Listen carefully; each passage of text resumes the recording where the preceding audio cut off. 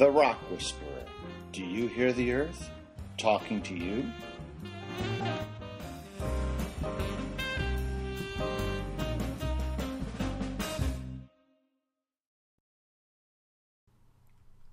Section 7-9, Soil Formation. So we've talked about this in a little bit in class, and we've seen it in some of the videos. But soils are formed because of the breakdown of rock. But also you need to have biological activity.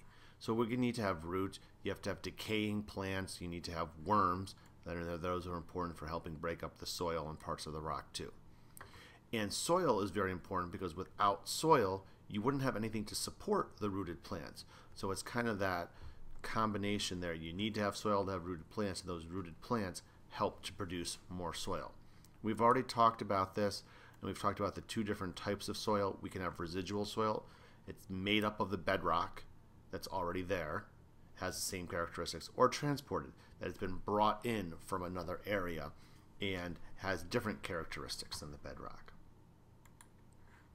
So when we look at soil, we can talk about the different horizons. In the Bill Nye video we saw had a good example showing some of the different horizons. Usually we refer to horizon, the A, B, and C horizon, but there's a whole list of actual horizons that we can talk about. So throughout time, soil develops downward. This was all originally rock, and eventually it will get down to the bottom, down into the R horizon. Each horizon is the distinctive zone that has specific characteristics. So the A horizon is full of humus, or dark. It's rich in nutrients. It's a top layer that we're going to grow our plants in. The B horizon is the subsoil that we have. Now that might have a little bit more clay, has some other stuff, and it will be have leached minerals, which means that as the water is running through the top part of the soil, it will leach and bring those minerals down and then bring some of them out.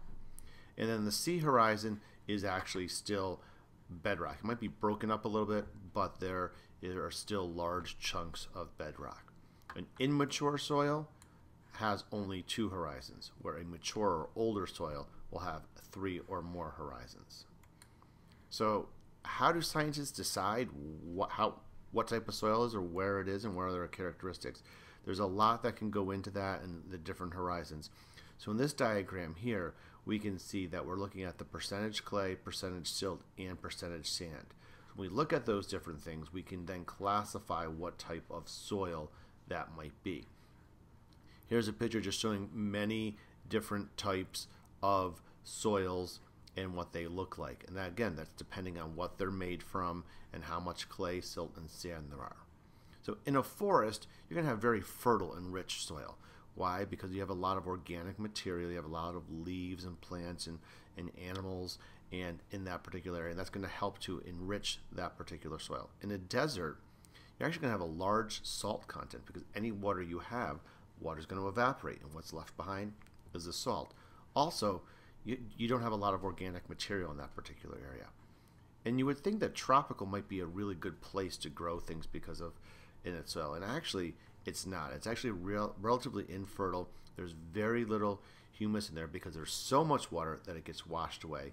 And it says leached here. The minerals are being leached away. There's so much precipitation that it rains, and as that rain filters through the ground, it's taking all the minerals away and all the important nutrients. So it is a hard place to actually grow things. And the last slide here talks about some of the factors to develop soil.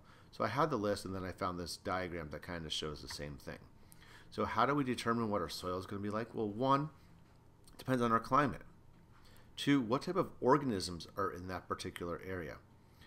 3, what is the relief? Is it a mountain area? Is it a valley? That will have an impact on what's going on. What's the parent rock? That's going to tell us something about the mineral composition. And then the last one is time. How long has it taken for that soil? Has it only been a few years? Has it been hundreds or thousands of years for that soil to form? So lots of different things that go into that process that gives us the different properties for our soil that we just formed. Don't forget to listen to the earth. You just may hear it speak.